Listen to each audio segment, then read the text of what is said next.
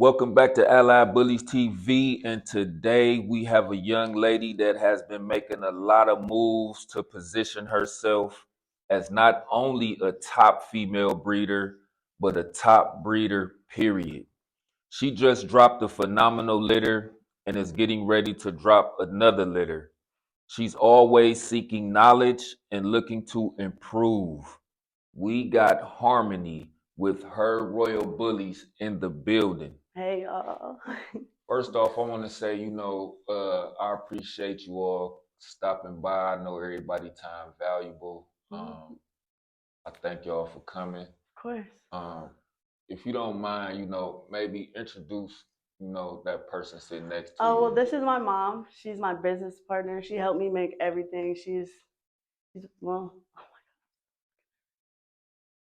Hey, Nah, you good. I'm Elizabeth.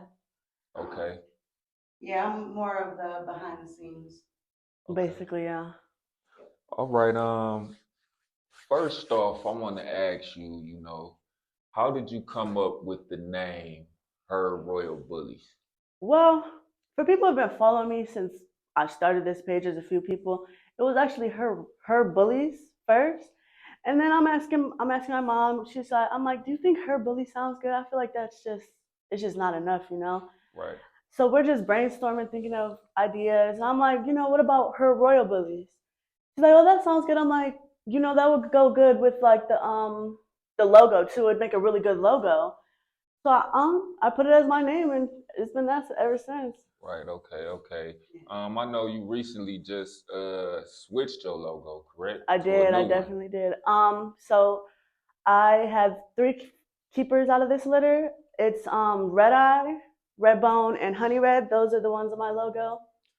So I switched okay. it because my other dogs, Snow and Candy, they won't be having no more litters after this. So I wanted to rebrand with the dogs that are going to be seen more. Right. That makes sense. If you don't mind, who was it that did your new logo?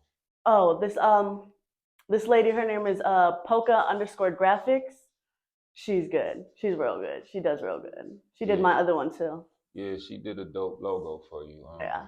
Y'all looking for a logo, get Type at her. in. What's her Instagram again for the It's logo? at Polka_graphics with like two S's at the end. Okay.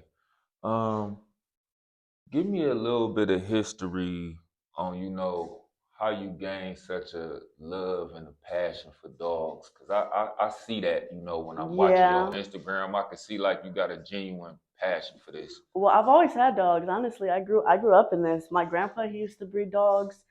Her whole childhood, they used to breed what was it?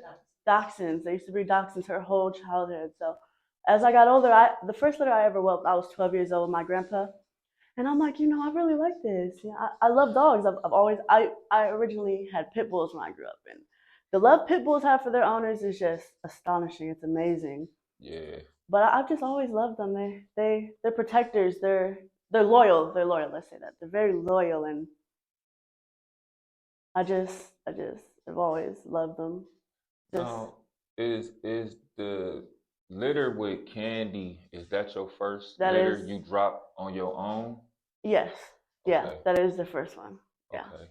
Um, how is it being a female, in a such a male dominated field far as, dog breeding and, exotic bullies, micro bullies? How is it being a female? It's complicated. I'll just say it's complicated because even with my name how it is, people will hit me in my inbox and they're always calling me bro and bro and bro. I mean, I'm like, there's women in this industry as well, so Yeah, I automatically assume. automatically assume I'm a male. Automatically, it's only word I can really think of is just it's complicated. Do You you? have to fight harder. Yeah, you do. You have to fight a lot harder to gain respect. You do because I feel like as a male, you kind of already come in a little respected, and whereas as a female, you have to earn that respect. Yeah, they think you don't know. They think I don't know anything about anything I'm talking about, and you got to prove yourself, definitely. Yeah, far as being a female breeder, do you have people trying to maybe like, get over on you with certain type of things, or things like that? Just once they realize, they're dealing with a female. I honestly, not in the bully community. I've had people that I know try to.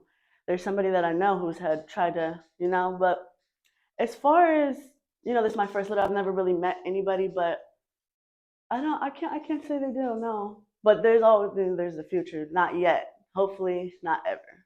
Okay. Yeah, I think, female breeders, they need to be, put in the spotlight more, They and they need to do. be gave their flowers as well. Yeah, You cause see a lot of the men being celebrated, yeah, which you don't really see too many of the women being yeah. celebrated. And, I think it's important that we celebrate the women the same way we celebrate the men. Exactly the same exact way, because we're all people. It don't matter the gender. We're all people. We should all be given the same amount of respect. And believe it or not, females, I think, they kind of are natural nurturers anyway. Yes. So, when it comes to whelping litters and taking care of puppies and things like that, I think, some people might be mad at me for saying it, but I feel like, women may be better equipped to deal with puppies and nursing them and things like that because they natural nurturers, they moms, Yeah. So that's why I think, female breeders should be, they need their flowers too. I think so too. There's not many of them, but definitely do. Yeah. The ones that I see it, a lot of male breeders take a lot of the nature approach more. As Oh you were yeah, saying, yeah. Nature versus nurture. They I know They quite let a few. just nature take over, Yeah, they'll whereas just let the we mother just do Yeah. whatever, which I can get behind as well too. If the mother is a good mother, I can definitely get behind that. But some litters, you gotta take a different approach, and a lot of male breeders just aren't open to that idea. They just might not be equipped. just yeah. That's why I see a lot of male breeders. Their girlfriends or wives. They whelp the litter a lot. Most of the time too is their wives do it. Yeah. My wife, she ain't really too much involved with the dog, so like I'm stuck with doing that. But have you ever thought about maybe offering like whelping services in the future? We've definitely. I've actually had somebody hit me up. I didn't even post about it or anything. He's all the way in Chicago. He's in Chicago, and he just seen the way I whelp my litter. He was like, how much would you charge me to whelp my litter? And we were been giving him a lot of advice. Yeah, this was his first litter, and we had been giving him a lot of advice. And so he was like, hit me up, like, how much would you charge to whelp my litter? And we were in works of getting that done, but unfortunately, his female had absorbed her puppies. Oh, okay. But I definitely do see in the near future us offering them services. Yeah, because I think that's Blues, BCF. Kennels, She she's definitely starting to offer whelping services, and I think that's cool because when I be on the internet, I see all these other whelpers from other areas, and I'm looking at them, and it's a market for that. I see they making money and they doing good off whelping, and I'm looking like we don't really got whelpers here in Cleveland. Not at all. Not that I know of. No, not at all. Yeah, we don't have that. So I think it'd be an awesome idea, awesome step into something else as well. Yeah. Most definitely. I did. Yeah. Yeah, I feel that's a lane, you might want to think about getting into. Like during the downtime of right. When my litters not having a litter. Yeah. Right. Yeah, definitely. Right. Yeah, I think that's something you definitely should do though. For real. Yeah, I'm gonna probably within the summer I'm gonna probably introduce that idea to my page. Right.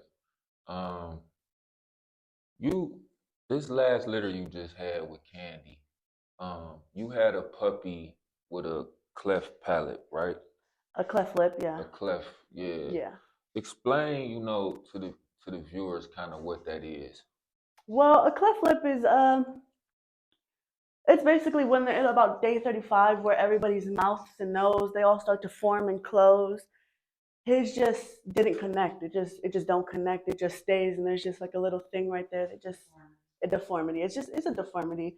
it just don't close. It just don't form how everybody else is formed.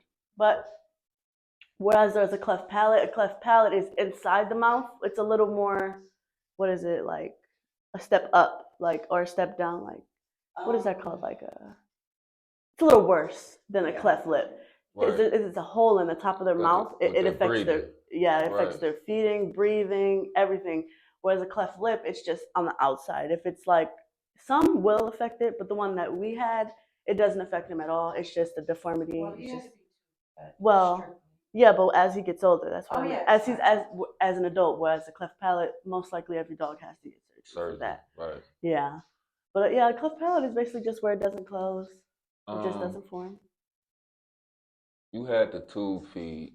Your mom just said you had to tube feed this puppy. Mm-hmm. Kind of explain and maybe give some direction to someone who may be watching this video who may have to go through the same thing and have to tube feed a puppy one day. Explain to them how you go about tube feeding the puppy.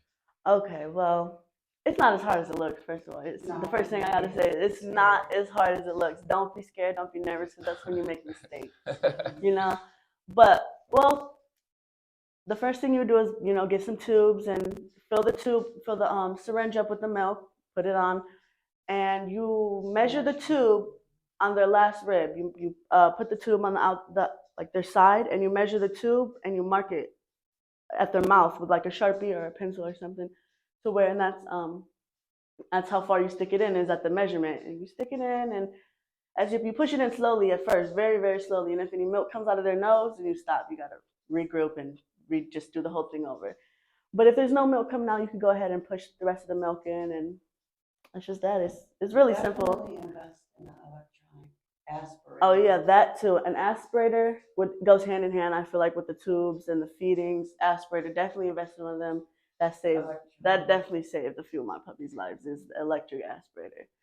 So if you do see any milk coming out, I don't know. I feel like with the tube in, you should probably get the milk out before you pull the tube out, because that's how they aspirate. Is if like, say they're nursing on the mom and you see them aspirate, if you pull them off, that's when they'll aspirate. It'll go to their lungs. But if you suck it, if you suck the milk off while they're still on the nipple, then they won't. It'll because the lungs are closed. Yeah, it'll lower the chances of them aspirating. Wow. I never had to tube feed a puppy, so the viewers, they watching, they listening. I'm watching and listening too. Yeah. I never had to tube feed a puppy though. That's something I ain't never had to do. Maybe because I deal with larger dogs. And I just ain't had that problem come across yet. Not saying that it won't, but I never had to tube feed a puppy though. You definitely can. I was nervous the first time I had to do it, but I'm like, I have to do it or this puppy is gonna die. So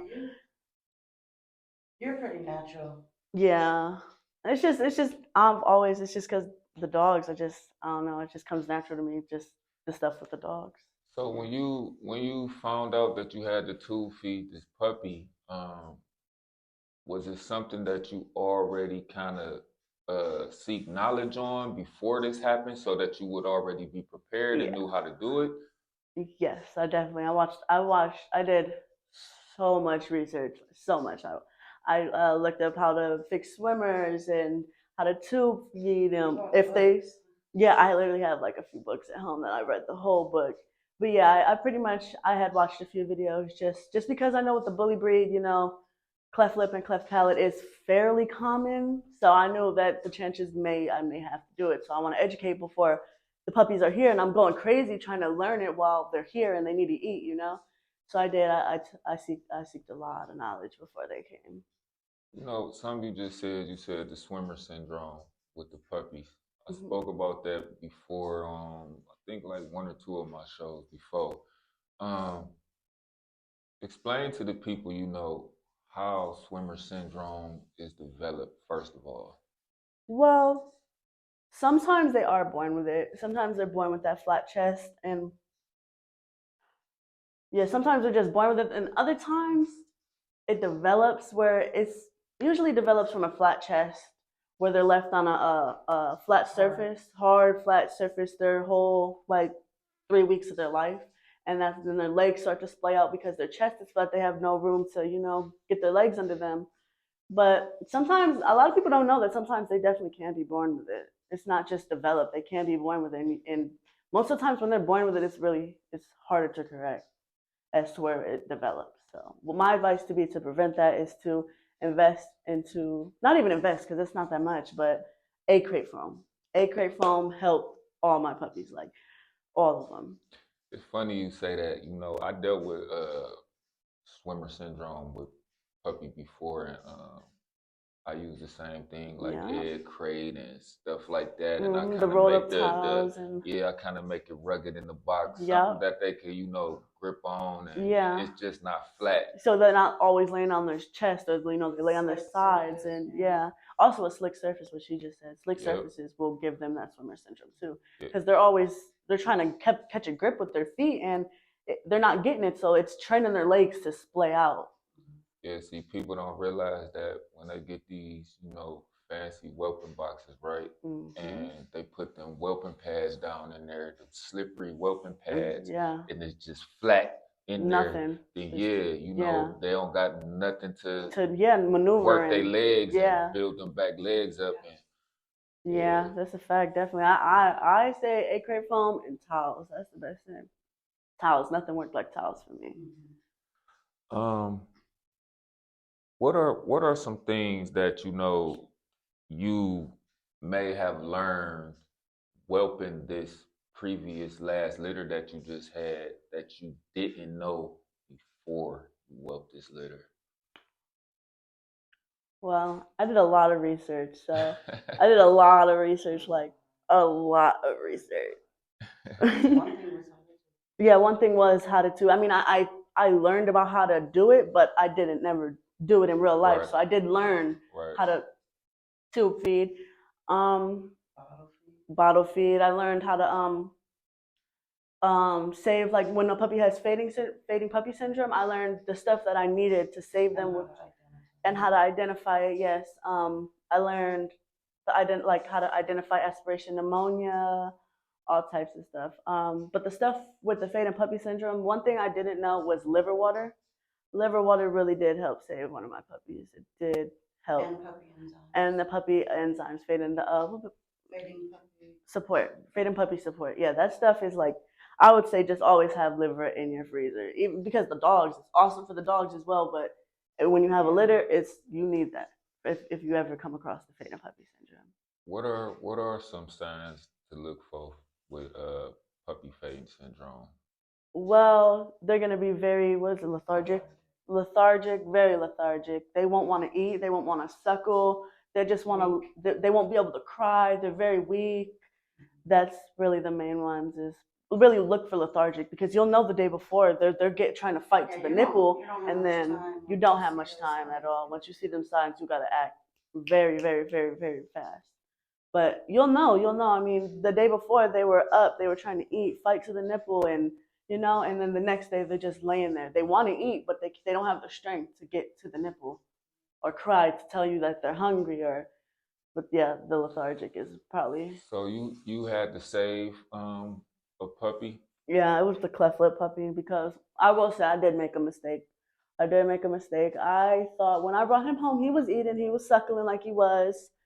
And then, so I kept him on the nipple. And then all of a sudden, I guess he went like, he dropped weight. I don't know if I think he wasn't getting food. I thought he was eating, but he apparently wasn't, because he had dropped a whole bunch not a whole bunch, but a whole bunch for him. Right. He had dropped weight, and he became lethargic, and he started fading, and I was so scared. I thought I was going to lose him, but that liver water and enzymes, that saved his life. We had to literally, one of us had to be up at all times of the night to just watch him. For people that's out there thinking they can get in this game and do this just for money, kind of explain what you just said about being up all night. How many restless nights did y'all have with this litter? Oh my goodness, the first 2 weeks. Oh my goodness, it was a lot. Like, you only get like 4 hours of sleep at night, and if you're lucky, it depends. You could have colicky puppies, and they're screaming all night.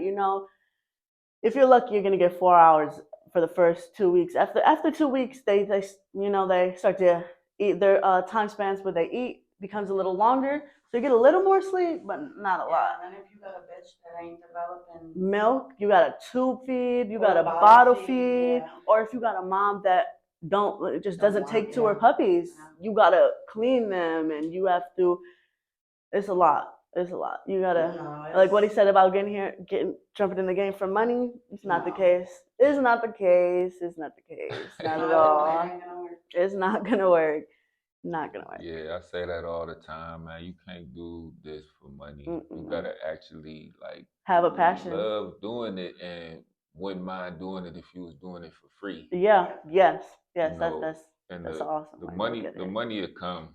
You Yeah. know, and what Yeah. people don't understand too, especially when you starting out, a lot of the money that you gonna make, you taking that money and you reinvesting You it back literally into your right. program and It's things you yeah. gotta buy to take care of these dogs. People don't Mhm. understand. You still gotta take care of these dogs in between having litters. In between, yeah. Yeah. Literally, yes. And then some And it ain't people. cheap. Some people could say they jumped in and they made all this money, probably because they didn't do it the right way. When you do stuff the right way, it costs. It does cost, It does cost. A lot of people be like, oh, I made this money off of this. And I'm just sitting there like, Yeah, if you're properly did you do doing it the right way though? Yeah. Did you do it? Did you do it the right way? Because most of the time when they say that they did not take all the steps they needed to take to, they were lucky. Just say that they were lucky. Yeah, Because well- next time you might not be that lucky. You have to take them steps, and it costs to take them steps to make sure that your puppies and your mom and your area, everything is safe and up to par. Right. This definitely is it's not no get rich quick No, kind of thing. not at If all. anything, this is a get money loss kind of thing. I'm gonna keep it real. When you starting out, like you gonna spend tons and tons of money. But if you really doing this for the love of it and you dedicated to it, eventually it will start to Yeah. pay back into you. Yeah. So Definitely See, and then I was like, with this litter, I'm probably not gonna make back what I put into it, and I'm okay with that. Honestly, I did this litter. This was my main goal for this litter, was to get my keepers, my keepers to really jumpstart my program, and I know I'm not gonna make the money back I spent, but I'm totally okay with that because I got red eye, and red eye I feel like is really gonna take my program to the next level. So I'm very happy. I don't even care about what I spent, what I'm not gonna get back. I'm happy with the productions I got out of it. right. That's something, productions and keeping puppies and building your program, that's very important. Very important. What is it that you saw in Red Eye that made him stand out amongst all the other puppies and be like, he gonna take my program there? Well, I knew when he was born. Honestly, I brought him home. I'm like, oh my goodness, look at this puppy. I bred to infrared because he was smaller and he was correct, and he was. I wanted the smalliness, but with some correctness. So when I seen him, I'm like, oh my goodness, he looks like his dad, and that's what I want. I want something that looks like his dad. His back was so short. He had a big head. He had the chest, the fronts, all that. That's what I seen in him. Like with Candy, she's a bigger micro, so I want shorter. But if you're looking for like somebody who's looking for like a bigger micro or a micro, because he's gonna be a nano. If you're looking for a micro, I would have definitely went with the one Merle I have. I call him Big Red. He would have been first pick male all day, but I was looking for nano. So when I seen him, I'm like, oh yeah, he's gonna be nano. He's the one. Right. What is it about, the small nanos that you like so much? Honestly, Just it's just because they small. yeah, it's just their look. Ever since I was a kid, I've always wanted a dog that looked like that. I've always wanted one. It's just I can't even explain why I like them so much. I just do. It's just their look, their body, their little bodies. They're different. Yeah, they're exotic. Not a lot of people have it. Right. I want to, just how they get around. They're so tiny. How they get around like that is it's insane to me. They're so fat and tiny, and they can just run. It's amazing to me, honestly. Um, What's the pedigree behind that dog infrared, that stud that you used? Well, he's got 6 times Bulliez in his pedigree, 3 times Dirt Devil. Now I'm not sure if he has 3 times Pimpin' Ain't Easy or just Pimpin' Ain't Easy, because the way he said it to me is like he had 3 times Pimpin' Ain't Easy. Okay. But Pimpin' Ain't Easy is in his pedigree. Thorax is in his pedigree. He has a lot of high quality studs in his pedigree. A lot. Okay. Speaking of pedigree and papers, I want to briefly talk about this. Okay. Paperwork, ABR paperwork. I seen you had said, like, I think like it was either in the chat or something. I saw you say, like, you still was waiting on Oh my god. paperwork from the ABR, and when did I can't remember exactly when you said you had sent it off to get the paperwork. Yeah, I ordered that paperwork when them puppies were 3 days old. Them puppies Okay, are yeah. 10 weeks old. 3 days old. I've 10 been waiting weeks. 10 weeks for my paperwork. I just checked it. It's only on the print list, so they haven't sent it out. I paid for shipping, like 3 day shipping. I should have, honestly, I should have paid the extra $40 and got it, because when I did pay the extra $40, I got it within like 2 weeks. But I'm like, oh, I have time. It's gonna be here when they're 8 weeks old and they're ready to get sent off, and but no, it's still not here. They're 10 weeks old, so I'm gonna have to send one of my puppies home without paperwork, which I mean, it's okay because but I don't know, sometimes when people do that, I wouldn't trust everybody doing that, sometimes people be like, they'll say they're registered and they're not, so I can't even blame nobody if they don't want to shop with me until I get the paperwork. Right, So right. that's just messing up the whole thing. Right. But it's a learning curve. It definitely is. You got to go through things so that you can learn and you can get better. Definitely. But it's speaking on ABR.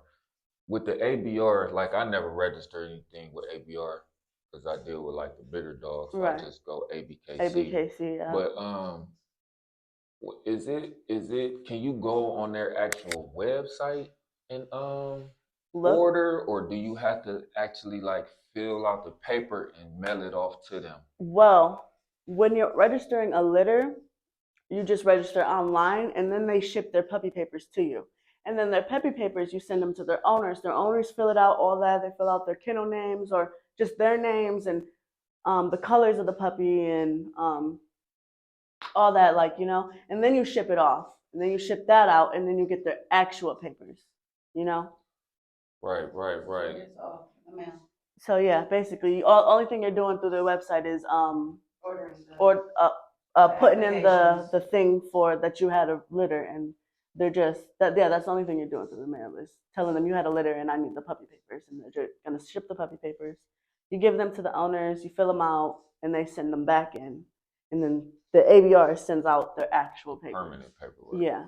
Okay. Yeah, I just was asking because with the ABKC, before you couldn't actually go online and do the registration. You had to actually fill out the paperwork and send it in. And send it in, and then they send you back the puppy, the registration that you give out to the different owners and things like that, and then they would fill it out and they would send it off back and get the permanent. But now you can go online and do it online now though. Yeah, it helps skip skip a level of a lot, skips a few things. That mail, because things get slow, lost in the mail, and when you're dealing with papers, that gets shuffled in the deck when they get it and all of that. So I think the actual being able to go online and do it is a little bit better. Yeah, it definitely is.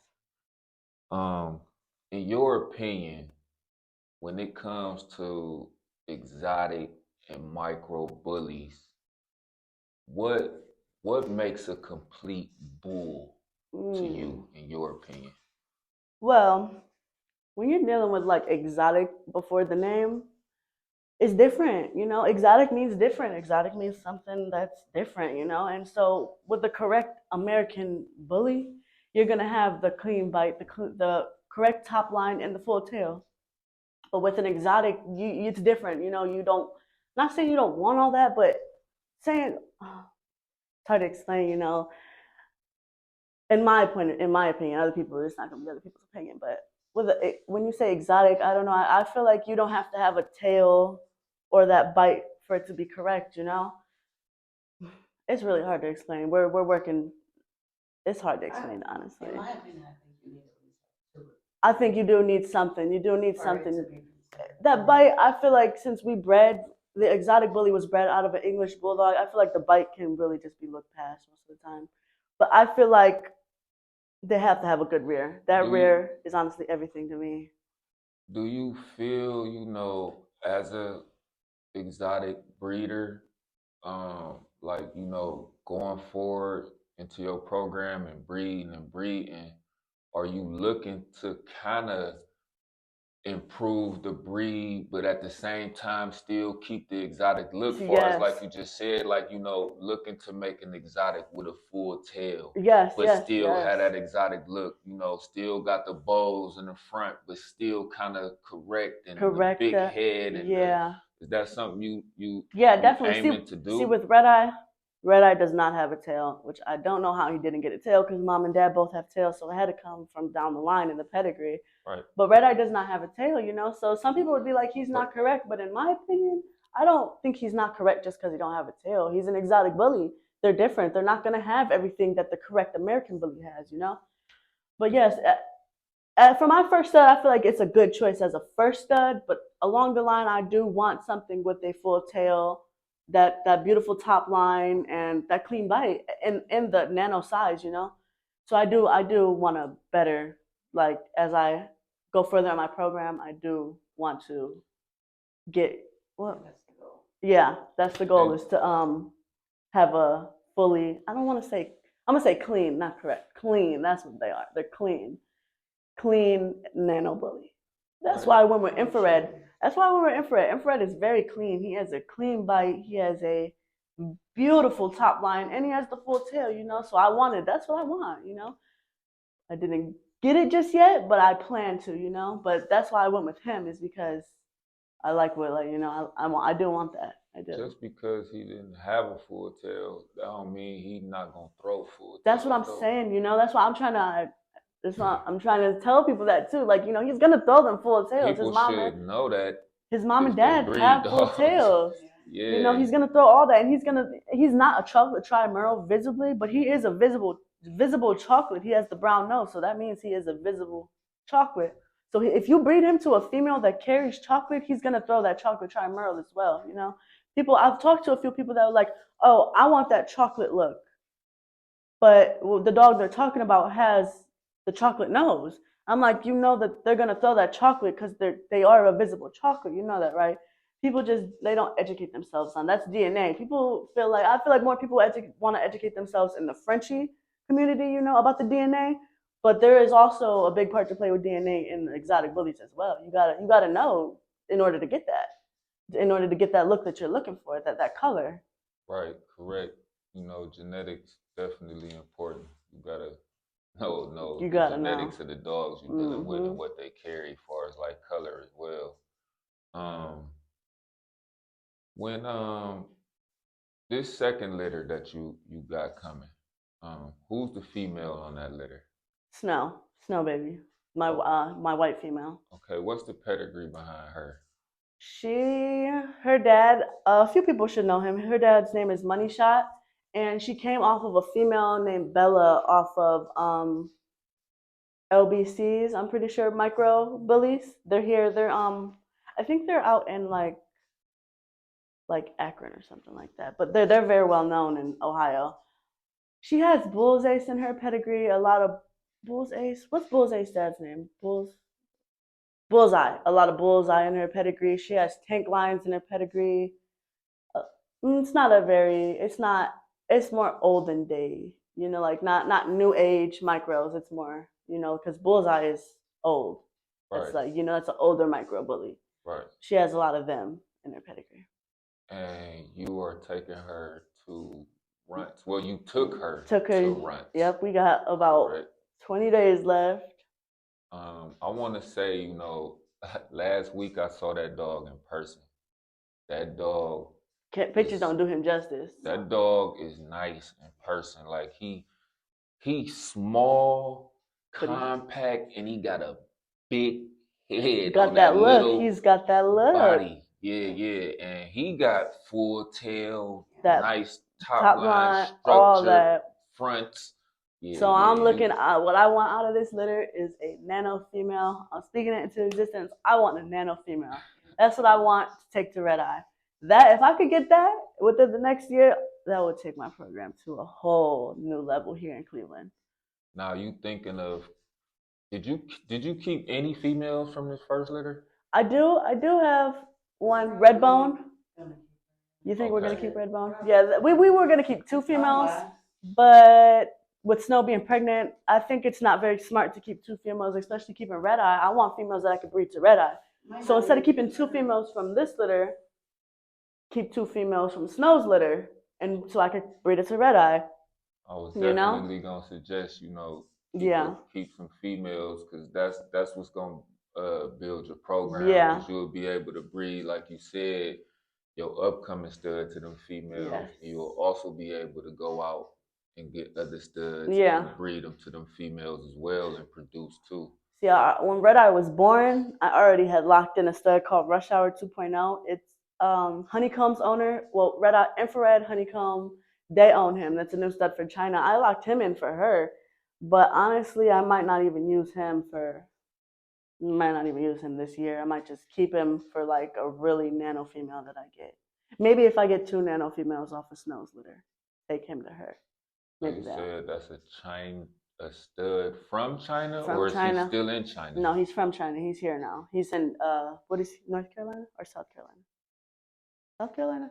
I don't know. North or South Carolina. That's where they're from. Okay. So you confirmed this second litter. You said it's due to drop in how many days? About exactly 20 days. 20 days. So what made you seek out Runts and use him?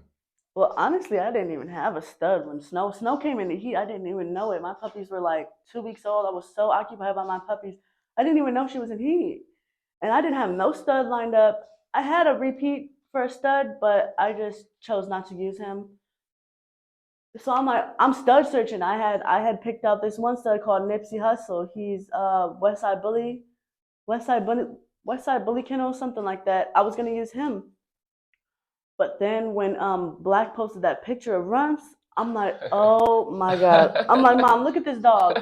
I'm like, let's go. The next day I went and paid him. I went and paid him in full. I'm like, we're using this dog. He was just beautiful. Like, there's not a lot of dogs like that here in Cleveland at all. There was no question when I seen him. I'm like, they complimented each other so well when I brought her to see him. It's gonna be a really nice litter. I'm very glad with the choice I made. Yeah, he nice. I think it's a lot of anticipation for as people waiting to see the production of his first litter. Yeah, that's I do feel like because I feel like more people should be locking him in, but I also understand it. They're trying to see what he throws first, before they lock him in. But by that time, his fee is gonna go up. So y'all need to go out on a limb. If you like the dog, he's gonna produce. If the dog looks good, he has some genetics, which he does. He's gonna produce. You got to go out on a limb and do. I went out on a limb, honestly, and I'm still confident that he's gonna produce. If you like what you see, go out on that limb, even if he don't have the productions. I feel like I'm shocked as to I'm not into their business like that, but I'm shocked that I'm not seeing a lot of other people here posting saying, yeah, I locked him in, or I'm using him, or this or that, and I'm shocked too. I don't understand it. One thing, that's why I'm with Red Eye. I plan on moving out of state soon. I just don't feel like there's enough opportunities in Cleveland. I'm gonna say this, I wouldn't say you have to necessarily move out of state, but I would say travel. you need to, you need to market yourself, stay on top of that, stay marketing, stay promoting, stay getting out and traveling and going to some of these shows and taking, your stud that you got and letting people see him at these shows and, networking with these other breeders and what have you, and it'll come. Yeah, you're right. Also, I was thinking about moving down to the Carolinas, but There's big competition in Carolinas. The Carolinas have amazing studs, top studs. Yeah, the Carolinas are popping for real. And I'm just thinking, what you just said made me think too. Like maybe I should just stay here because there's not that many nano studs here. I go out and network into these other states and come back home, and it's like I'm putting on for my city. It's something new, something for the city. Yeah, That did just make me think like I and should just go also, travel and come back. once people, you just now getting into this thing. So, once people get a wind of, what you're doing, and they could actually see the productions and the studs, and people will be forced to eventually Yeah, have to come to you yeah, and use what you have, yeah. That's what I feel. Cause I feel like, I'm not an exotic breeder, but I know dogs, and I feel Right. like, you are potentially on your way to be great, Yeah. just as long as you stay the Stay course on that track. and, Yeah. do everything you've been doing and just keep doing it. Yeah. Um, another breeder that I know, he had asked the question of, when an exotic breeder says functional, what exactly do you mean by functional? So, in your opinion, what is a functional exotic bully? Well, functional. Um, if it's functional, they have to be able to run. They have to be able to climb them stairs without you holding them. They have to be able to go outside and run for 5 minutes without them overheating. You know, because a lot of dogs will overheat, and I just feel like that has something to do with them being functional too, as well. Because if they're gonna overheat after 5 minutes of them being outside and walking and jogging and stuff, they're not very functional to me. It's not very functional to me because how am I gonna know if you're functional if you overheat as soon as you go outside? But functional, yeah, you have to be able to climb them stairs. You have to be able to go outside without overheating. I mean, I get overheating after being outside for a while, but not right as you go outside. Be able to run, be able to go on walks, and without overheating, and also without functional also has to do with the limbs because a lot of exotic nano bullies have problems with their limbs and their legs and stuff.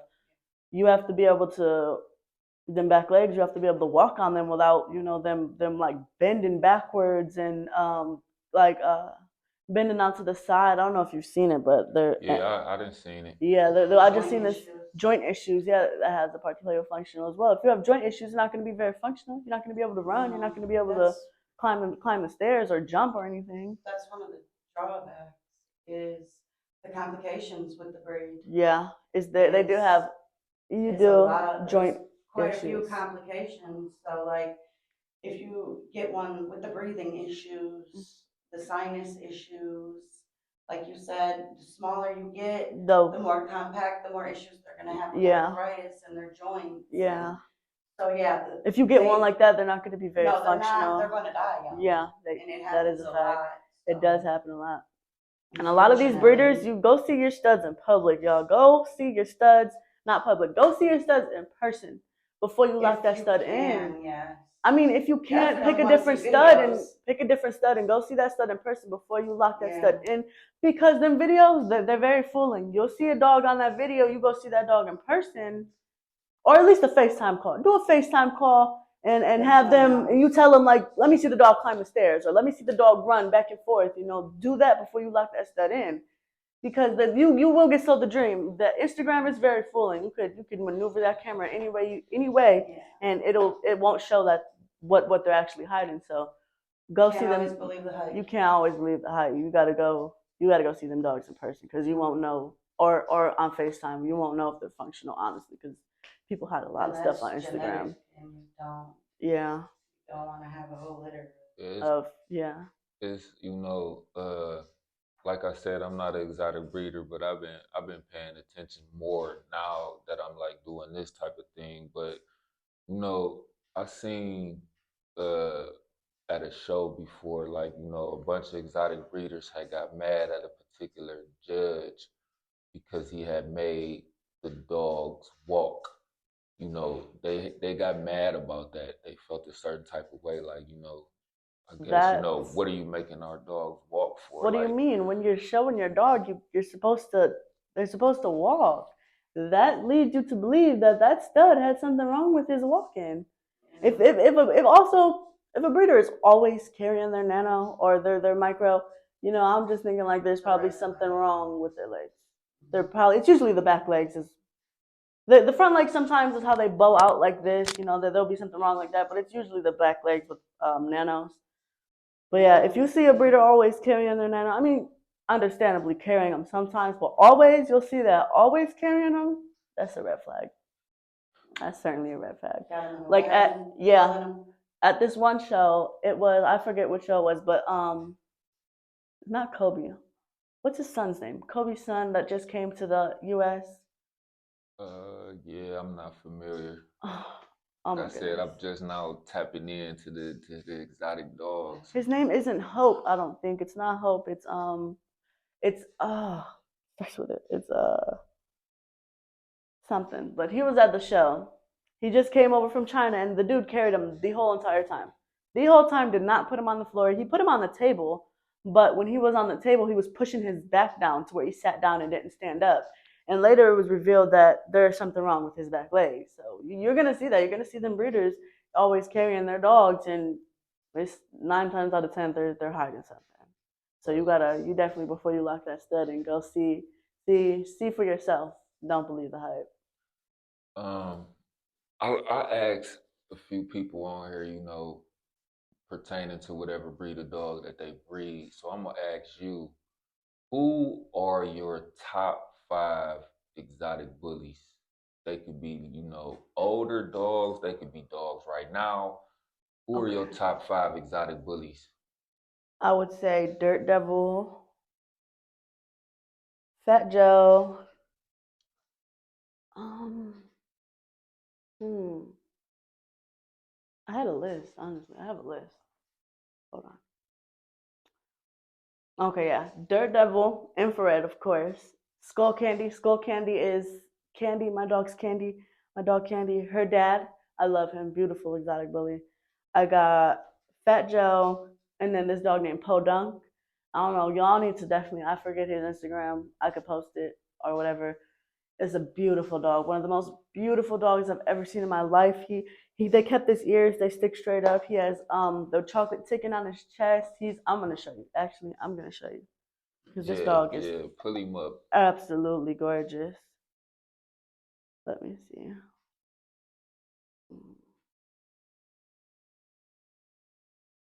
Um, hold on. Right here.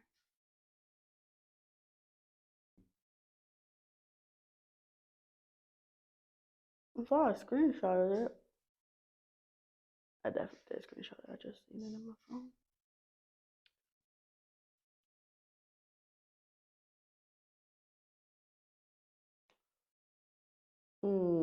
Come on.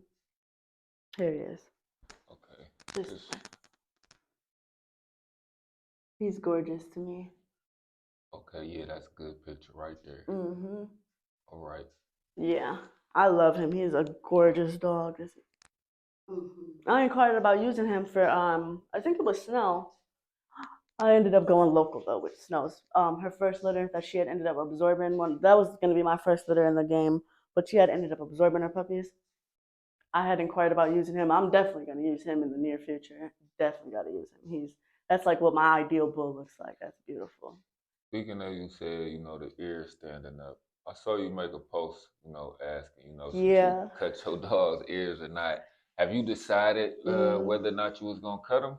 Not fully. I'm leaning more towards keeping him. Honestly, his dad has his ears. I think it's a great, stamp that is his son. He looks a lot like his father. Like he looks a lot like his dad. So I think keeping the ears would help people know. Like when I'd be like, Right, "That's Infrared's son," they'd be like, right, "Oh yeah, Infrared with the ears." right. I don't know though. Honestly, if they get to looking wonky, because they're folded back right now, but that's because the what is it, cartilage in his ears haven't completely formed, so they will eventually stick up. I think most dogs do, but if they get to looking funky and weird when he gets about 4 months old, I will cut them. But for now, I think I'm gonna keep him. I think so. You know, I want to ask you this, just to get off topic for a minute. Um, you know, in the dog show realm of things, I don't know if you saw this or not, but it was a guy who actually was at a dog show and he actually stole the Best in Show I did see trophy that. from the dog I show. did see that. That is actually And went and insane. posted, made pictures with the trophy and his dog, and posted it online like he won the Best in Show at this show. Yes. What's your thoughts on that, man? I think that is absurd. That is insane. Like, The fact that did he think he was going to get away? did he think he was gonna get away with that, or what? Did it? And then took pictures and posted it, dude. You know there was like hundreds of people at the show. They know who won Best in Show. Did you think your followers were gonna believe that you won Best in Show? Like, did you think it wasn't gonna make the media? Like, now he's a joke. Now he's a joke. He just totally tarnished his camp over a trophy that he could have worked towards. You get you a good dog, you can get that. You work towards it. I don't think you can recover from that. Oh no, I don't think it. I don't think there's no recovery from that. Do you think it's that important to win Best in Show that you want to go out there and steal a trophy? I don't think it's that important at all. I don't think so at all. It's not worth it. Like, you didn't win Best in Show. Okay, better luck next time. Come better with. Keep working. You'll get there. Yeah. You should inspire you to want to do that, but to steal it. That is insane. That's the exact word, insane. That's insanity. Yeah. When I saw that, I said, it's kind of getting to the point where it ain't nothing you not gonna see in this dog thing no more. Like, it's getting ridiculous. Did you see how big the trophy was? Yeah, I know. And that trophy was carry it out of there. How did think you're not gonna be seen with that? Oh, that is insane. I don't know what was going through his head. Like, at the moment, like, oh, I'm about to steal this trophy. Yeah. Best in Show. No, that is crazy. I saw that and I just thought, like, I'm gonna ask you, your opinion. Yeah, that's crazy. Because that was funny to me. For real, that was real funny to me, man. I noticed, you have posted saying that you might join the XL bully community, but you don't want a little body, scrawny XL. Yeah. What are some of the XL bullies out there that's a good example of an XL bully that you would prefer? Well, I have not done that much research, honestly, on XLs, so I don't know many names. I'm gonna name like two from here though. They're Ben's dog. You had him on the show, Draco. Right. Beautiful XL. I'd love to have an XL that looked like that. So that's a good example. And then Trig the bully. Right. His dog, I'm pretty sure his name is De Niro, or something like that. Yeah. He was at the show. You remember him? Yeah. Beautiful. That's a beautiful XL. That's a big body. Both off of Boston kennels, or is it Boston? What is that? That's where Ben's dog came from. Oh, no. He came from Swagged Out Kennels, I believe that's the name that produced Ben's XL. Yeah. Yeah, it's Swagged Out Kennels or Swag Kennels, something like that. Yeah. Where is Boston at? They came from New York. Yeah. Maybe he was talking about something else. It might have been. No, I don't think. No, I'm pretty sure. I don't know where Nero is from. I think he might have produced him or something like that. But that's a beautiful XL. Them would be the XLs I would go. Like the structure that would be what I would go for. Is dogs that look like that. Are you seeing a lot of scrawny XLs? Is that is that kind of what made you kind of say that? I've been seeing a lot of pit bull looking XLs, like the structure of a pit bull. Like that people want to call it. They clip the ears. I don't know if it is an XL. I can't say it is or not because I don't see the papers. But they look like they cut the pit bull's ears and called it an XL. I've been seeing a lot of that. It's funny you say that though because you're not the first person. I actually had, somebody else. They don't breed XLs, but I actually kind of had a little conversation with them, and they kind of was saying the same thing amongst them lines for us, like, people need to maybe go back and look at the standard of what an XL should be because, a lot of these dogs, they looking real terrier. Yeah, far a as like, lot. more pit bull terriers, Staffordshire Terrier, they carrying more terrier traits. Yeah, definitely. And they, I've been seeing a lot of that. But and, also, I wanted to join the XL community. There's a lot of XLs here, a lot, So there's micros, but there's more XLs. So I'd like to, be able to what is it? I'd like to be able to group with them as well, and have my micros and be able to, just have different varieties of dogs. right. Um, it's definitely a lot of XL bully breeders here. A lot, a lot, a lot. For whatever reason that is, but it is a lot of XL There is. bully breeders here. It's some micro exotic breeders too. Like Yeah, I there ain't is. tapped in with everybody though. Yeah, there definitely is. There's a few, yeah, but I would say there is more XL. Well, I don't know.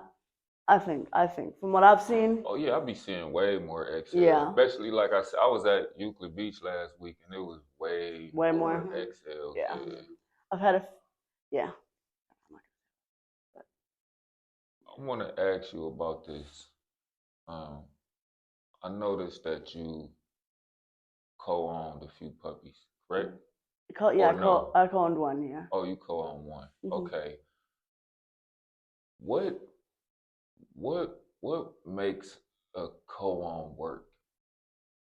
Communication and trust.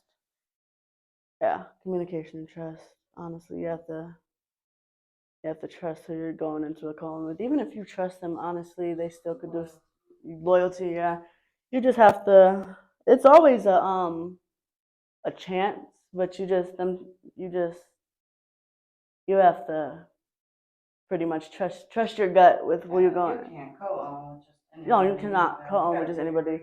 You have to do your research on that person because when you co-own, you want the person you co-own with to treat the dog how you would treat the dog, And not everybody is going to do that at all. Not everybody's going to do that. You want your visions to align as well, yeah. Or you're going to clash, and the goal or the vision you have for the dog is not going to come to fruition because you got this person who wants this and this person who wants that, and you're working towards different things. Yeah. Which it's okay to kind of differ a little bit. Yeah, but still, you want your drive to be about the same. Yeah. As the person. Especially if you want to show the dog, because the dog I co-own, I want to show him he's beautiful. He's second pick male. He's going to be a little smaller than Candy, but he's going to be super big, super buff, crazy head, correct all around, beautifully clean, beautiful. He's a beautiful dog. And I want to be able to go pick him up and take him to shows with me, And a lot of people, that means that she has to work with training him, which I will come over and train him like once a week or whatever. I'll pick him up for the weekend and work with training, but that means that she has to also work on him as well, because she said she wants to show as well and all that, but it means that she's gotta, like she said, work towards the same vision with him. You gotta have about the same end goal as the person you co-own with. Reason I ask, is because, I see too often, people when they do co-owns, they end up falling out with the people they did a co-own with for one reason or the other, over the paperwork of the dog, or like say if it's a stud, the person that has the dog in their possession may be studding the dog out and not revealing every stud to the person who they're in a co-own with, and they keeping the money, and it just sometimes I just see like it be going bad. That's why I asked you, like, what would make a good co-own, I just wanted your opinion on that. Even with the contract, sometimes people just don't care about that. Yeah, people don't care about that. People don't tend to, in this, as far as contracts, people don't tend to really honor them because some people know, like, all right, even though we got a contract, right, it's gonna cost you way more money to try to take me to court over this stuff with these dogs than to just let it go. Let it go. So that's why people don't tend to honor these That's contracts. crazy, honestly. People don't have integrity, is what it is. Yeah. There's a lack of integrity amongst. Especially with this too, you gotta. It's not like other stuff. You gotta. It's really like. How do I explain that? It's like you can't really. I mean, you can go to court, but like you said, you can't really do that. You know, you gotta really be a honorable person to. You have to in order to be in this game. You know, there's a lot of people that aren't, but you have to be like you're going off trust. You're going off what you heard. There's so you have to be honorable. You have to be trustworthy, that type of stuff. In this game, though, I feel like your reputation is everything. Yeah, it is. Everything. So, like, people who don't honor contracts, people who do shady stuff, go double back on deals and stuff, they're just making it harder for themselves. Really, like, people like that need to be brought to the light, so they that do. the community know that they doing these things, and people can, not do business with type of people. Also, a lot of big name. I've seen a lot. No, I've seen a lot of big name studs doing like grimy stuff, and people just look right past that. People just. I've seen it. Like I forgot the one dude's name. His name was like Greg or something. He's been scamming people. People say for years, and he pops back out with a new stud, and people automatically forget what he did. So when people like are big name, people just seem to forgive and forget. I don't understand why people do that. They're like celebrities. Yeah, I don't understand that because like you think you're different, you're not different. They're gonna do the same thing to you. No. They didn't change. I mean, people change, but give him the chance to take your money, he's gonna do it if they've done it before. Yeah. Be that person. Right. Yeah. What is it that sparked your interest in the XL? Is it some of the dogs you've seen? Yeah, that made you like, it's the I can mess community. with them? It's the community and how everybody does have XLs. Like I said, I want to be able to group with them as well as the people with the micro and nano bullies. But going back to, I've always loved pit bulls. I love that big, I've always had pit bulls. When I was younger, I wanted an XL or like a standard with the cropped ears. I used to love that. Used to dream. I never thought I would have one, honestly, but I used to love it. Like, that's why I just love the look of an XL. They're big. Most of them are just goofy and funny, and they're very protective, and that's really why. And also, just to group with the people who do have the XLs, variety. All right. You made a statement in one of your Instagram stories where you said y'all do know that you only want the first 3 to 4 cc's a stud spits out, right? Anything after that, you're diluting the sample. Yes. Elaborate on that a little more and kind of explain what you meant by that to the viewers. Well, I see a lot of people, they'd be like, oh, my stud spit out 12 cc's. My stud spit out 13, 14, 15 cc's. Your stud's not doing it like that. Which in reality, every stud is going to do that. They're all going to do that. But you only want the first, like, really 3 cc's because that's the semen. That's the actual semen that's going to carry, that's going to go to the egg. But anything after that is prosthetic fluid. It's like, it's not pee or anything, but it's prosthetic fluid. It dilutes it. Right. If any semen at all. Right. Like the semen is going to travel up and through it, and it's you might have that good semen towards the end, and you already had them. I'm not going to say the bad semen, but the bad semen that went first, and then the good semen is you want all the semen right there, and it's all traveling at the same time. If you want more fluid, which you put extender in it, but that prosthetic fluid literally dilutes it. It's nothing. It's for nothing. It's literally people. The only use people get out of it is to post it and say that their stud spit out this, which honestly you don't. You're diluting your sample. Your female might not get pregnant now because you want it to be raw and boast on social media, and now you diluted your sample. When you used the stud infrared, you had the semen shipped to you. Mm-hmm. You know, was it any, doubts about getting semen shipped? Only because, I be seeing people saying, they paid to use a particular stud and come to find out they done ships, they paid to use, Killer, for instance, and then they got Hank's semen shipped to them instead, though. Yeah, I've seen people say that quite a few times, and I was worried. I was very worried about shipping semen. That's why I went with a surgical. My main worry, honestly, was that she wasn't gonna take with the shipped semen, so I went with the surgical. But I don't know. Infrared's got a good reputation. Very great And a lot of reputation. production. Very great reputation. So I really wasn't that worried about that.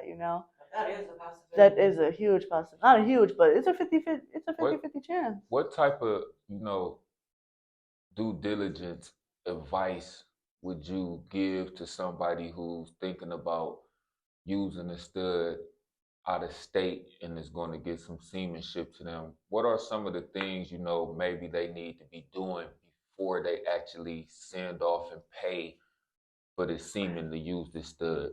Okay, I would say you can have them FaceTime you. You can have them FaceTime you while they do the pull and package the semen, which is honestly a really good idea. A lot of studs do offer that, a FaceTime pull and package. Which honestly, if you're gonna get semen shipped, I would especially if it's maybe the dog's first production, or they don't have a lot of what is that word? They don't have a lot of people standing behind them saying that they do good business. I would say if a breeder don't want to do that, it's automatically a red flag. Exactly. Because why can't you do that? Can't you? Exactly. Set the phone up on the ground and pull, put it in the vial, and definitely a good way to know. It's a great way to know. Yeah. So I would say, do a FaceTime if you're feeling a little worried. Have them FaceTime you with the pull, and then ask them to also package it up on camera. That'd be a really good way to maybe help you sleep at night. So Right. We briefly spoke on the bully link ups here in Cleveland. What's your opinion on the bully link ups that's going on right now? I like them. I do. I think it's an awesome way to get the community out and get them together and socialize, especially because the dog shows are spaced out, and then what are you doing in between? So every Sunday is a really good way to get everybody and just network. Basically, just it's a great way to network. But also, there is a downside because of the city we live in. People are bringing their kids, and you never know who has beef with who, and you never know who's gonna bring a gun to what, or you never know. And people are bringing their kids, and even though they're saying leave the hot stuff at home, people don't care about that. People don't care about that, honestly. So I think it's awesome, but there always is a downfall to everything. So there's always a flip side. It's also good too for a lot of breeders in our city to know each other. Yeah. Or the area. That way, if we do go to shows, we're like, yeah, we're all united, together. Yeah. Working together instead of working against. It just gives Cleveland a good look. Yeah, it does. Yeah, it does.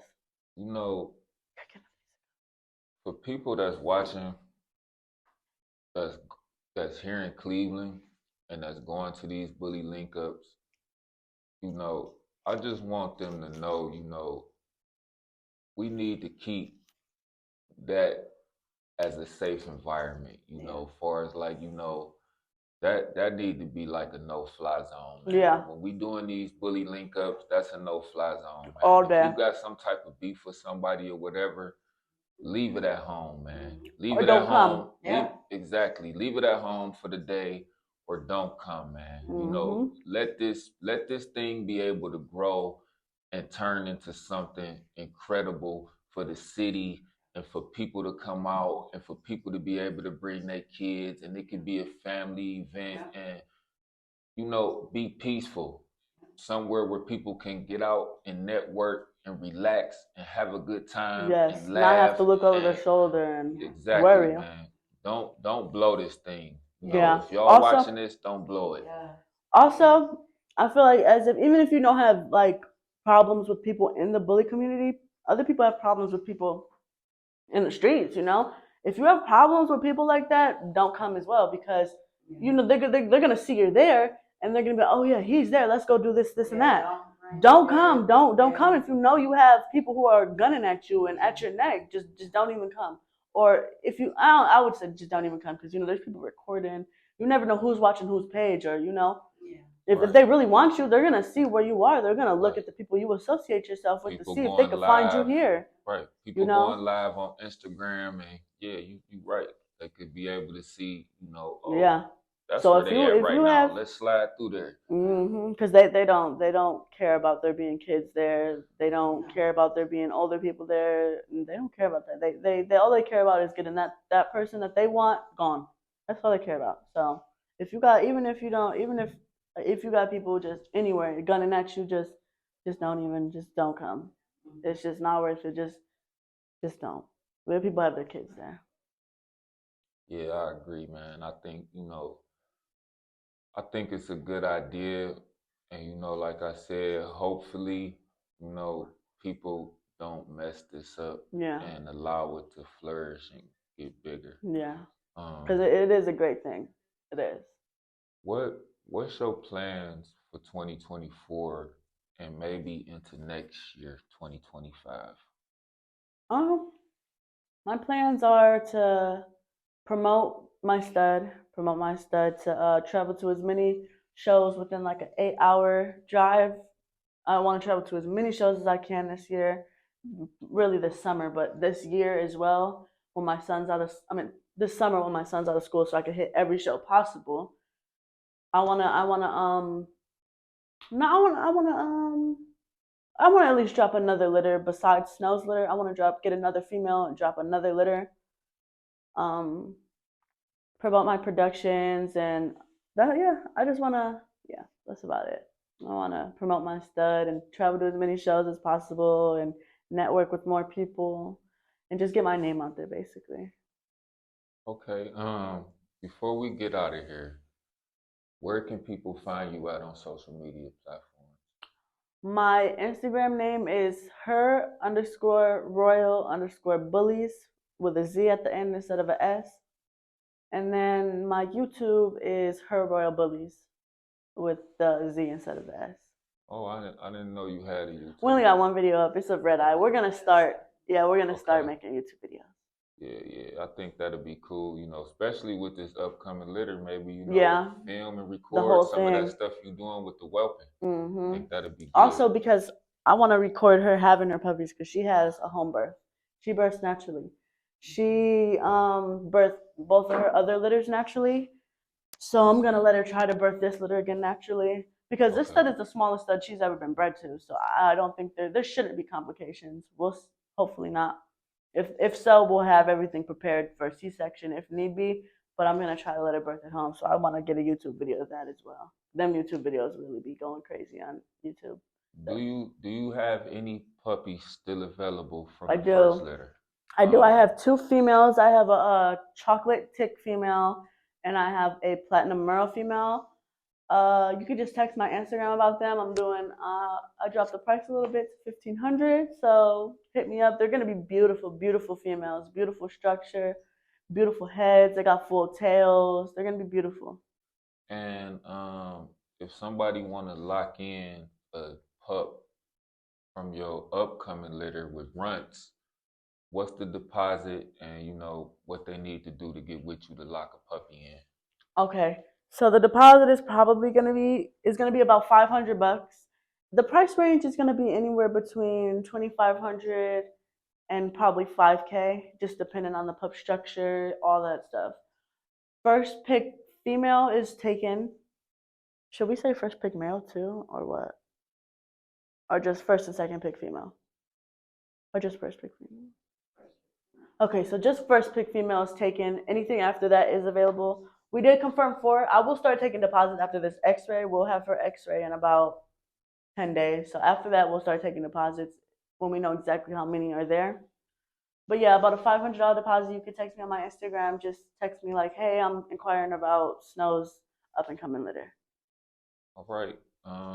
It was nice having you all on the show. It was nice being here. I'm actually hoping maybe one day I can get you back on. I wish you all the best of luck with your next litter. And, I also wish you the best of luck with the whelping thing once you get that started. Something I think you really should be doing. Anything else y'all want to say to the viewers before we get out of here? Nope, that's about it. All right. Stay focused. Yeah. All right. Allied Bullies TV. We out of here like yesterday. This episode of Allied Bullies TV is being brought to you by K9 Super Supplements Puppy Formula. This awesome supplement contains green tripe, goat's milk, biotin, along with 6 other ingredients to promote growth and development, support immunity, digestive health, bone health, and also skin and coat health. Head on over to K9supersupplements.com today and grab yours.